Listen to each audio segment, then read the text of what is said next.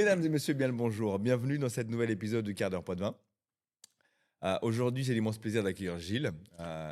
Merci Gilles d'avoir accepté l'invitation. Merci beaucoup. Est-ce que tu peux te présenter succinctement, s'il te plaît? Bien sûr. Je suis Gilles Kéo, le directeur de l'association Un Hôpital pour les enfants. Et je suis aussi le président du club de tennis de table de Vivonne.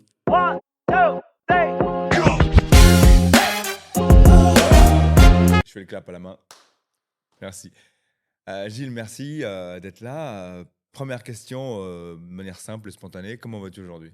Eh bien, écoute, ça va très bien avec le beau temps qui est là. Aujourd'hui, je trouve que c'est cool d'avoir un petit peu de soleil, surtout avec ces derniers temps qui ont été compliqués avec toute cette pluie et Ouais, cette grisaille. exactement, Voilà, exactement.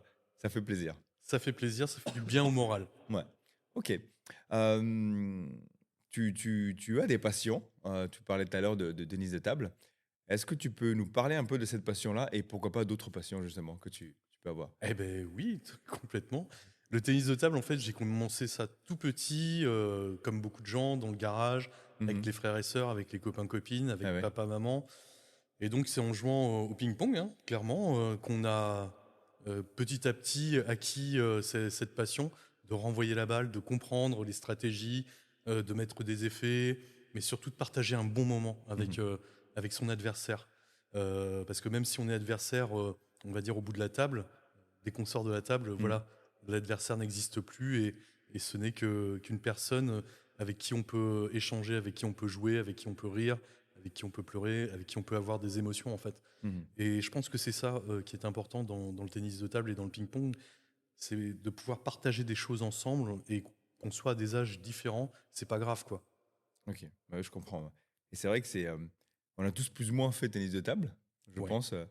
Mais le fait de pratiquer dans un club. Alors, cette question, je pense qu'il y a beaucoup de gens qui peuvent se la poser.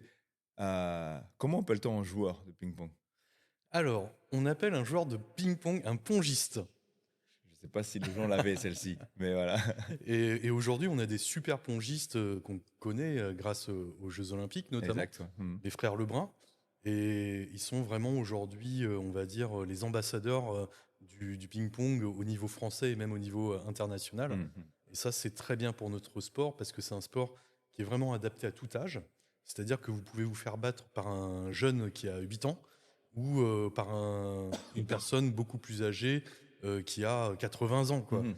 Et vous pouvez vous faire battre aussi par des filles, des garçons, etc. J'ai même une petite anecdote là-dessus, c'est que les Chinois qui préparaient à l'époque les Jeux Olympiques à Tokyo, ils ont fait jouer l'équipe féminine contre l'équipe masculine, et c'est l'équipe des filles qui a gagné. Ah oui. Ouais. Mhm. Ah ouais, excellent, excellent. Et, euh, et justement, euh, quels sont les préjugés les plus récurrents dans ce sport? Le préjugé le plus récurrent, ça va être que c'est pas un sport, Mhm. évidemment, parce qu'on a tous cette vision du ping-pong au camping, Ouais, ouais. etc. Mais en fait, quand on est en compétition, on se rend compte que le rythme cardiaque augmente vraiment très très vite et que surtout ce qu'on ne voit pas, ce qui n'est pas forcément visible à la télé, c'est la quantité d'effets qu'on met, Mhm. c'est-à-dire les effets coupés, liftés, latéral, etc., qu'on peut voir plus au tennis parce que Mhm. le terrain est plus Oui, grand. voilà. On le De voit plus moins au en plus, tu ping-pong dois. parce que la balle est toute petite, mais qui a une quantité d'effets Mhm. assez phénoménale et que tout ça, c'est assez dur à contrôler et donc on ne se rend pas compte en fait de la capacité physique qu'il faut avoir pour maintenir une haute densité de jeu pendant un certain temps. Pardon. Et j'imagine que c'est aussi forcément des heures d'entraînement pour maîtriser ces gestes techniques, pour donner ces effets. Ouais, c'est vraiment des heures d'entraînement, beaucoup de coordination, on va dire, pour les tout petits. Mhm. Quand on commence vraiment plus jeune, on va travailler beaucoup sur la coordination des mouvements, des gestes, etc. Et quand on devient plus grand, on continue toujours à faire les mêmes gestes. C'est des gestes de répétition, comme pour beaucoup de sports. Et pour que cela devienne en fait vraiment un automatisme. Mhm. Ouais, je comprends. Ok. On va quitter un petit peu du coup le monde du ping-pong. On va plutôt parler de ta deuxième casquette. Ouais. Est-ce que tu peux nous en dire un peu plus, s'il te plaît? Alors oui, donc je suis le directeur de l'association Un Hôpital pour les enfants. Mhm. C'est une association qui reste unique en France, qui n'existe qu'à Poitiers et nulle Ok. part ailleurs, Mhm. qui a été créée en 1993, donc voilà, il y a maintenant 32 ans. Et c'est une association qui a été créée vraiment par des hospitaliers au tout départ. Et aujourd'hui, c'est une association évidemment qui a pris de l'ampleur, qui a grandi, Mhm. etc. Pour moi, c'est une association qui appartient vraiment au Poids-de-Vin. Euh, Bien sûr, cette association, elle accompagne les enfants hospitalisés, tous les enfants hospitalisés du CHU de Poitiers, et aussi leurs familles. Et ça, pour nous, c'est vraiment devenu aussi une expertise de l'association Un hôpital pour les enfants. On a un lieu aujourd'hui qui s'appelle la bulle d'un hôpital pour les enfants, Mhm. qui est en train de finir de se réaménager. Et ce lieu-là, c'est vraiment un espace de vie sociale. Ok. En fait, c'est un lieu de rencontre où on va amener les jeunes hospitalisés et leurs familles pour des moments d'échange, de rencontre, etc. Parce que l'hospitalisation, je pense que vous l'avez tous vécu, Mhm. une hospitalisation, c'est comme le premier confinement. Mhm. C'est-à-dire que ce qui nous a manqué le plus, c'est les liens sociaux. Et en fait, l'association Un hôpital pour les enfants est là vraiment pour favoriser le maintien du lien social. En collaboration évidemment avec les équipes soignantes. Mhm. Donc c'est une association qui compte aussi des professionnels et des bénévoles. C'est une cinquantaine de bénévoles qui viennent soutenir notre activité. Mais voilà, il y a des professionnels vraiment présents au sein de l'association Un hôpital pour les enfants. Sur des horaires d'ouverture aussi, on est sur 52 heures par semaine, du lundi au samedi, de 10 heures jusqu'à 21 heures, et qui nous permet vraiment d'accompagner au mieux ces enfants-là durant le temps d'hospitalisation. Parce que l'hospitalisation, évidemment, c'est des temps qui peuvent durer plus ou moins longtemps. Mhm. C'est-à-dire, ça peut durer des heures, ça peut aussi durer des jours, mais aussi des semaines Mhm. et des mois. Et, et tout ça, ce temps d'hospitalisation-là, eh ben, parfois on peut se sentir seul. Mhm. C'est vraiment l'isolement qui est lié à tout ça.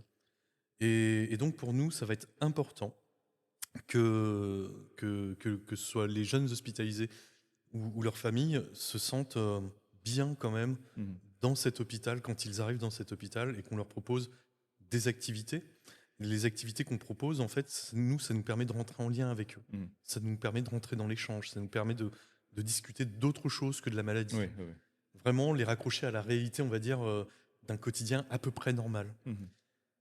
Et en fait, toutes ces activités qu'on mène, c'est des activités qui peuvent paraître ordinaires en Oui. fait dans la vie quotidienne Mhm.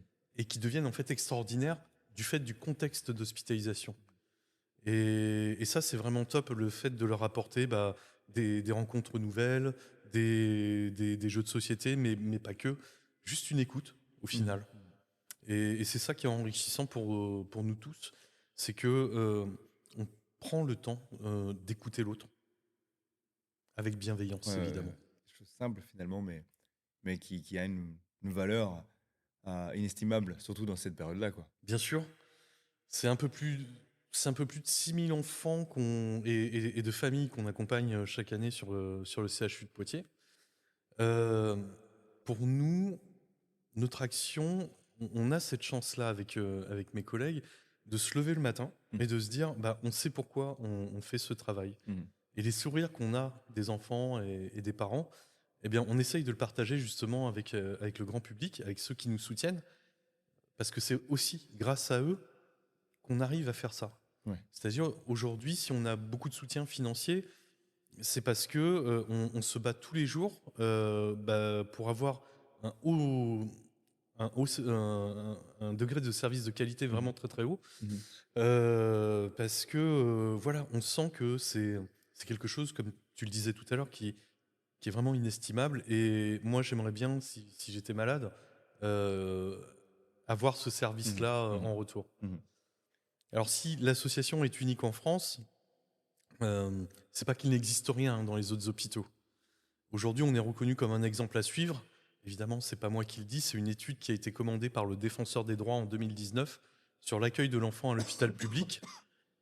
Et dans l'étude Pardon. qui est menée, dans cette étude qui est menée qu'on peut retrouver sur notre site internet, on est cité comme un exemple à suivre Mhm. pour les autres hôpitaux.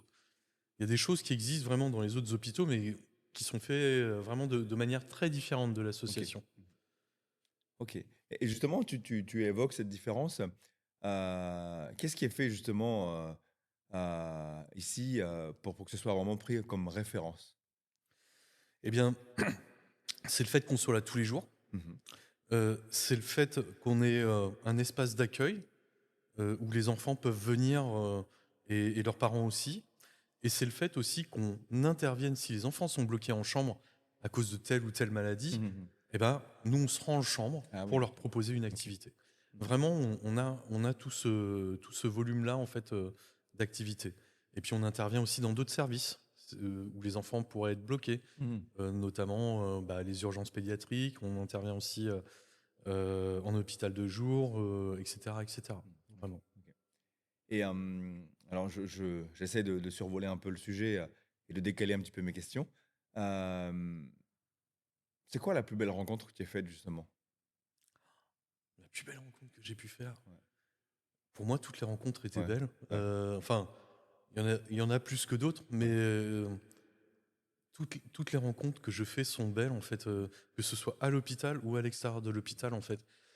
Parce que je me rends compte vraiment que les gens sont intéressés par ce que je dis, par ce que l'on fait, Mmh. et qu'ils ont envie aussi de participer à cela, à leur manière. Et donc, pour moi, chacun apporte sa pierre en fait à l'édifice de l'association Un hôpital pour les enfants. Et à partir du moment où on parle en fait de l'association, pour moi, c'est déjà une belle rencontre. Mmh. OK, OK.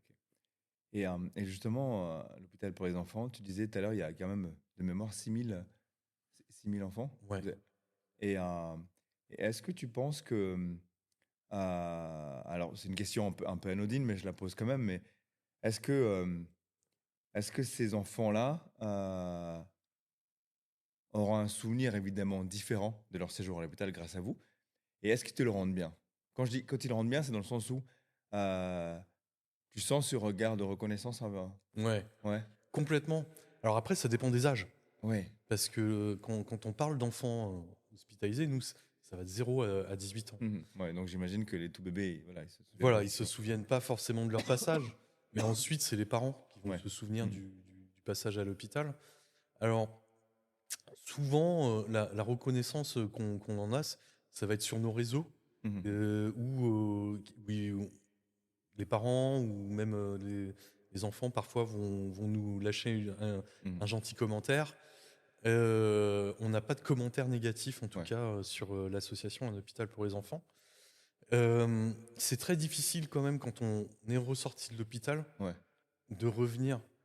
Par exemple, si on est vraiment guéri, Ouais. etc. Ouais, donc une envie, c'est de Ouais, partir, quoi.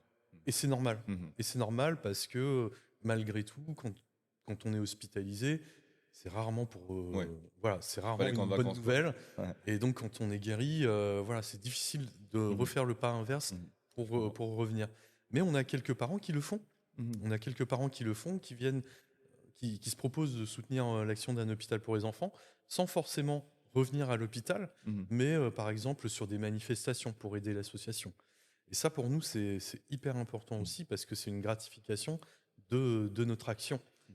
Euh, donc, c'est vraiment encourageant.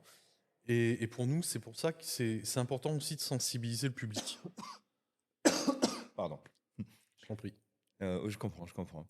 Et du coup, tu parlais tout à l'heure des réseaux et comment tu sensibilises justement le public par rapport à l'action que vous menez? Alors, on a différents, en fait, différents médias Mmh mh. pour sensibiliser le public, soit effectivement sur les réseaux sociaux où on va montrer un petit peu une activité qu'on fait à l'hôpital. Soit ça va être aussi sur les manifestations de collecte de fonds Mmh. qui sont organisées au profit de l'association où on va tenir un stand et où nos bénévoles ou nous-mêmes on va expliquer aux gens voilà ce qu'on y fait tout au long de Mmh. l'année. Ou encore, là, ça fait quelques années maintenant, on a lancé l'idée des courses solidaires Ah oui. au sein du Poitou-Charentes, parce qu'en fait, c'est le lieu d'action de l'association Mmh mh. dans l'ex-Poitou-Charentes, et les courses solidaires qui sont organisées en fait par les écoles. Et donc, comme sur le principe d'autres courses solidaires comme Action contre la faim ou l'association Mmh. ELA, la leucodystrophie. Et nous, on s'est dit, écoutez, on va faire pareil, sauf que à la différence euh, de ces associations-là, qui sont au niveau national et qui donc n'ont pas forcément le temps de se rendre dans chaque école. Ouais. Nous, on va se rendre dans chaque école Ok. pour venir vraiment Mhm. sensibiliser les élèves et l'équipe pédagogique. Ok, ok. Et je te posais la question tout à l'heure sur les préjugés qu'on pouvait avoir sur le sport, le ping-pong. Aujourd'hui, est-ce qu'il y a des préjugés justement sur les actions que vous menez? C'est une Euh, question qui paraît vraiment ouais, décalée, mais je trouve ça intéressant d'avoir ton avis sur ça. mais non, c'est une très bonne question en fait. Euh, L'un des préjugés, ça va être, oh, ça doit être, c'est un petit peu le côté pathos parfois Mhm. qu'on peut avoir, c'est-à-dire qu'on penche la tête, oh le pauvre petit Ouais, enfant. ouais, ouais.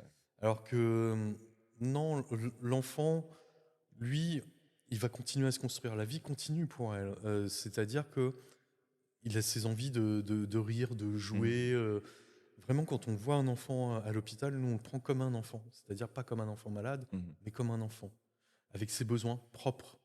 Et, et donc, on va toujours partir de ses envies, Mhm. de son besoin.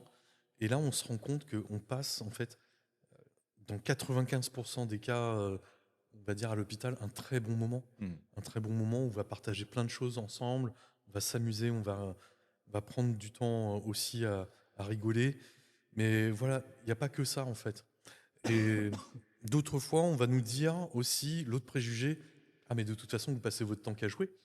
Mhm. Alors que non.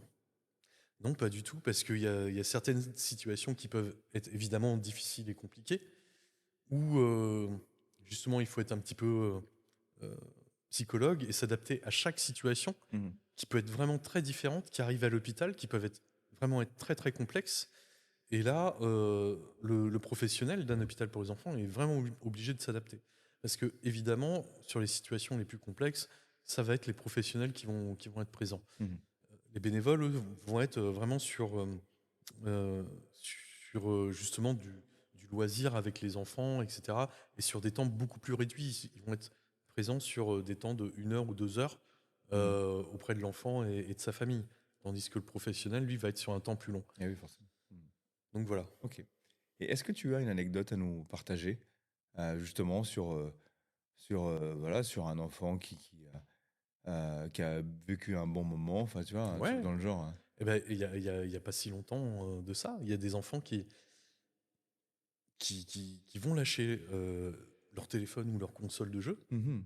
dans la chambre pour juste Pour faire une... rejoindre. Non, même qui sont bloqués dans le lit, et juste parce que le professionnel est rentré, arrive avec son jeu de cartes, Mhm. son vieux jeu de cartes, vient faire une partie de crapette, Mhm. et là il a la banane. Mhm.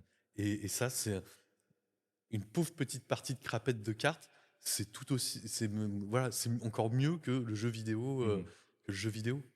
Et c'est ça en fait qui est important, c'est ce lien-là qu'on construit Mhm. avec ces jeunes hospitalisés. Ok, excellent, excellent. Et on va quitter un petit peu du coup ce monde-là. J'ai envie de revenir un petit peu sur toi. Ouais. Euh, c'est quoi ta vision du monde aujourd'hui? Waouh. Ma vision du monde aujourd'hui, euh, je suis d'un naturel optimiste, mais c'est vrai que avec le contexte actuel, qu'on entend à droite, à gauche, dans les médias, etc., c'est quelque chose qui peut nous faire très angoissés Mhm. par rapport à l'avenir qu'on nous présente, qui a l'air quand même assez sombre. Euh, Vraiment, on se demande comment on va pouvoir s'en dépatouiller quelque part. C'est les craintes qu'on a évidemment pour nos proches, c'est les craintes qu'on va avoir pour nos amis, pour tout, quoi. Et aujourd'hui, on a tous, je pense, un rôle très fort à jouer là-dessus, de solidarité. Mhm.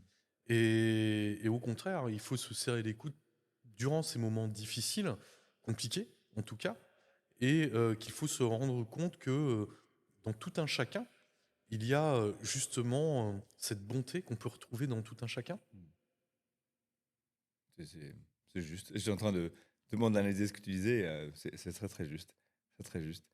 Et si je dois rester dans ce thème-là, qu'est-ce qui te fait le plus peur aujourd'hui? Plein de choses. Ouais. Plein de choses me font peur. Évidemment, on a beaucoup parlé d'éco-anxiété en ce moment dans les médias, etc. Évidemment, moi, laisser une planète pour, mon, pour mes enfants qui va peut-être être plus vivable, on va dire, Mhm. dans quelques années, ça me fout un peu les boules, pour Mhm. parler crûment. Mhm. Euh, qu'on aurait pu peut-être agir plus tôt, qu'on peut tous agir, et qu'il est encore temps d'agir. Il y a ça qui me fait peur. Mais il n'y a pas que ça. Il y a aussi tout le contexte international, où on se rend compte que tout peut être balayé du jour au lendemain, tout peut être remis en question du jour au lendemain. On en a la preuve là avec les élections américaines et tout ce qui se passe Mhm. là actuellement. Euh, c'est quelque chose où on a l'impression de d'avoir le vertige un petit peu de tout ça en fait. Mhm. Et donc on essaye de se raccrocher, on va dire, à la réalité, nos proches. Et c'est pas forcément simple. Et c'est pour ça qu'il faut avoir aussi des moments où on peut souffler, des Mhm. moments pour soi, apprendre. On parlait du sport tout à l'heure avec le tennis de table. J'ai une autre passion qui est la pêche. Mhm. Et ça, c'est vachement bien aussi, Mhm. d'aller dans la nature et de ne pas réfléchir, pour le coup à ce qui se passe dans le monde, quoi. Mhm. Ok.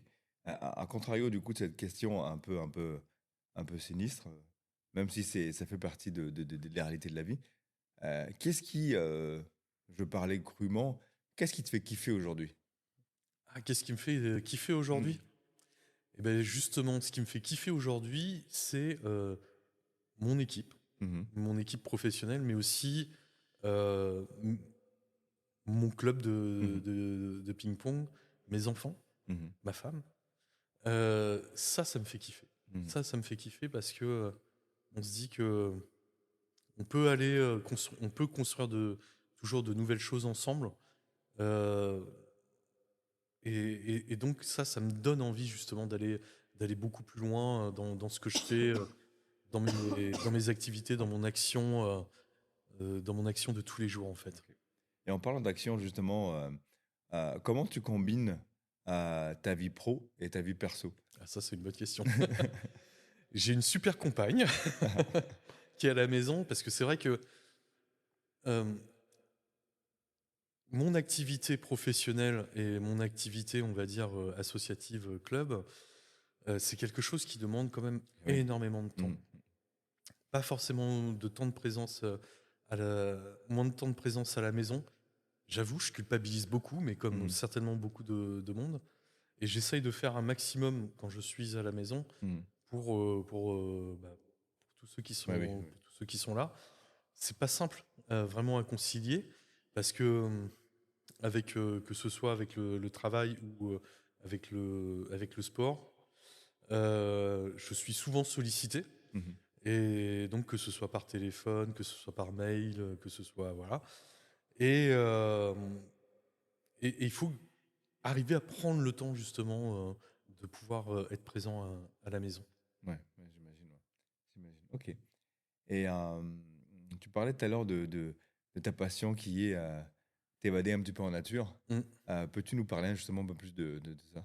Ouais, bien sûr. Qu'est-ce qui t'anime justement dans le fait de te retrouver dans la nature, de faire à la pêche, Ouais. en l'occurrence? Alors, il faut savoir que c'est pas facile pour moi, quand même, d'aller à la pêche, Ouais. surtout au printemps, parce que je suis allergique au pollen. Et Ah donc, ouais. d'aller dans la Un vrai nature sur sujet, cette ça. période, c'est super compliqué.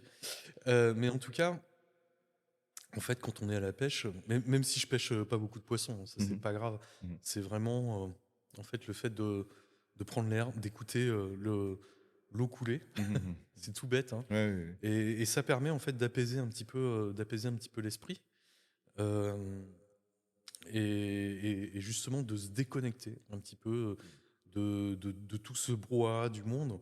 Et je pense que c'est important de pouvoir se déconnecter, de respirer un grand coup. Et puis d'avoir l'excitation justement de la pêche, c'est-à-dire voir son petit bouchon défiler. Et Mhm. puis bah, s'il coule, tant mieux. Ah, S'il coule pas, bah tant pis. Mais voilà, c'est vraiment cette excitation-là Mhm. au petit bonheur, la chance de Mhm. pouvoir avoir un poisson Mhm. au bout. Ok, ok. On va passer à un petit jeu où je vais te donner des mots et tu vas nous dire ce que tu en penses, ou ce que ça t'évoque. Euh, Par exemple, si je te dis Elon Musk. Waouh! Elon Musk, eh ben, ce que ça m'évoque justement ce que je disais tout à l'heure. Je fais ce que je veux. Ouais, Elon Musk, ouais. c'est je fais ce que je veux. Euh, toi, tu vis, toi, tu vis, toi, tu vis, toi, tu meurs, quoi. Ouais. Grosso modo, c'est ce qu'il est en train de faire un petit peu là sur l'administration américaine. Et je trouve ça vraiment, vraiment dommageable Mhm. pour un grand pays comme les États-Unis. Mhm. Ouais, je comprends. Euh, c'est quoi ton cocktail préféré? Le Morito. Le Morito. D'accord, excellent. C'est quoi ton endroit préféré sur Poitiers? Mon endroit préféré sur Poitiers, il est au bord de la rivière, Mhm. évidemment. Il est près près du Tison. Ok, Voilà, ok, ok. Très beau coin. exactement. Ok. LinkedIn. LinkedIn, c'est le réseau professionnel. Mhm. C'est un réseau professionnel pour moi qui est, je pense, aujourd'hui indispensable pour pouvoir mettre en lien justement les professionnels entre eux et partager peut-être entre, entre ce réseau-là des Mhm. connaissances et de l'expérience. Ok, ok. Toi, tu utilises beaucoup LinkedIn? Ou- Ouais, oui, oui, je l'utilise assez souvent, plus que d'autres réseaux sociaux, Ok, effectivement. ok. Instagram, justement. Alors Instagram un peu moins, parce que je m'y suis mis il n'y a pas trop longtemps non plus, Ok. mais je sais pas, c'est peut-être générationnel. Ouais, je comprends, ouais. Ok, et quelle est la couleur que tu aimes le moins? La couleur que j'aime le moins, waouh, le jaune, Le jaune, ok. Et à l'inverse, la couleur que tu préfères? le bleu, Le bleu, ok. Euh, L'odeur que tu aimes le moins? l'odeur que j'aime le moins, l'odeur que j'aime le moins, l'odeur du chou cuit, des choux de Allez, Bruxelles par exemple. on est d'accord, ok, d'accord, ok. On va changer un peu de sujet. C'est quoi le dernier livre ou le dernier podcast que tu as écouté? Alors le dernier podcast que j'ai écouté, waouh, très bonne question, je crois que c'était l'un de vos podcasts. Ah, voilà, c'était excellente réponse. Ok, et c'est quoi ta philosophie de vie aujourd'hui? Ma philosophie de vie aujourd'hui, je sais pas si on peut appeler ça une philosophie de vie, mais en tout cas, c'est d'apprécier effectivement Mhm, chaque moment présent, euh, qu'il faut relativiser un petit peu tout pour justement pas avoir peur de la vie. Il y a des choses qui sont vraiment essentielles à vivre, mais il y a aussi en contrepartie peut-être des difficultés, mais ces difficultés-là vont vous aider à vous construire. mhm. Donc le tout, c'est de pas lâcher. Voilà, c'est surtout ça, pas lâcher. Excellent, excellent. Ok. Et, euh, et selon toi, c'est quoi le pire conseil qu'on t'a donné? Le pire conseil qu'on m'ait donné, très bonne question. Le pire conseil qu'on m'ait donné, on m'avait dit à l'époque quand j'étais beaucoup plus jeune que ça. Bien écoutez, je crois que je devais faire un bilan, j'avais fait un bilan de compétences Mhm, et on m'avait dit à l'époque, bien écoutez, vous n'allez pas jusqu'au bout des choses, mhm, donc vous ne réussirez pas ce que vous allez entreprendre parce que vous n'allez pas au bout des choses. Et je pense que c'est le pire conseil. Enfin, c'est pas un conseil, c'est même pas un conseil, mhm. mais c'était la pire Un chose qu'on m'ait constat, que dit. limite. Ouais, c'est un constat qu'on m'ait dit et si la personne regarde ce podcast aujourd'hui, ce vidéocast, eh ben, je peux lui dire, bah écoutez, voilà où j'en suis aujourd'hui. Bisous. Bisous. Et à l'inverse, du coup, le meilleur conseil qu'on t'a donné? Le meilleur conseil qu'on m'ait donné, eh ben, c'est d'être moi-même, d'être sincère dans tout ce que je fais. Ça, Mhm, c'est mes parents qui m'ont toujours appris ça, à dire toujours la vérité, à être honnête avec les autres comme avec soi-même. Ça, c'est vraiment quelque chose Mhm. d'important, je pense, qui régule ma vie et surtout d'avancer, d'être toujours bienveillant avec les autres. Mhm. Et si là, tu avais une baguette magique et tu pouvais en fait discuter avec le Gilles étant enfant, qu'est-ce que tu lui communiquerais? Eh ben, je lui dirais, ne t'inquiète pas pour ton avenir. Mhm. Euh, Vis ce que tu as à vivre. Fais tes expériences, qu'elles soient bonnes ou mauvaises. C'est comme ça que ton caractère va se construire. Mhm. Mais surtout, ne lâche rien sur tes principes, sur tes valeurs. Voilà ce que je pourrais lui dire. Excellent. Et si je devais demander à un ami commun ce qu'il penserait de toi, à ton avis, il en sortirait quoi? Bonne question. Euh, Très bonne question. Je pense que il vous dirait que justement, je suis une personne qui ne lâche rien. Mhm. Qui ne lâche rien et qui, justement, ira jusqu'au bout des choses. Euh, Toujours au bénéfice de l'autre, des autres. Mhm. Parce que c'est ça aujourd'hui qui me porte vraiment. Mhm. Je comprends, je comprends. Ok. J'ai encore 10 000 questions à te poser, Gilles. Avec plaisir. Le temps court. Je vais juste te donner le mot de la fin. Par contre, je lance un appel. Si tu veux revenir faire un deuxième podcast pour les autres questions, ce serait avec grand, grand plaisir. Avec plaisir. Excellent. Je vais donner le mot de la fin. Si tu veux nous partager quelque chose, une expérience ou tout simplement un conseil, c'est le bienvenu. Alors, une expérience, un conseil. Oui, il y a beaucoup de jeunes aujourd'hui euh, qui sont dans une phase de réflexion, dans une phase même parfois un peu dépressive, Mhm. etc. Il faut vraiment qu'ils ne lâchent rien parce que c'est vrai que tout peut être angoissant dans la vie. Euh, il faut qu'ils aillent à la rencontre des autres, qu'ils discutent, qu'ils échangent et aussi qu'ils écoutent Mhm. et qu'on les écoute. Et c'est important de pouvoir partager ça avec des gens, évidemment, qui soient bienveillants avec vous. Et donc, il ne faut pas qu'ils hésitent à aller à droite, à gauche pour rencontrer ces bonnes personnes-là. Mhm. Voilà, tout simplement. Ok, très très sage. Merci beaucoup, Gilles, d'avoir accepté notre invitation, Merci à vous. d'avoir partagé ton expérience et du coup ta personnalité avec nous et avec les auditeurs. Merci d'avoir accepté la deuxième invitation. Mais de rien. Et ben écoute, pour finir, je vais prendre mon appareil. Je D'accord. vais faire 2, 3 images de toi. On Ok, va laisser tourner un petit peu les caméras en attendant.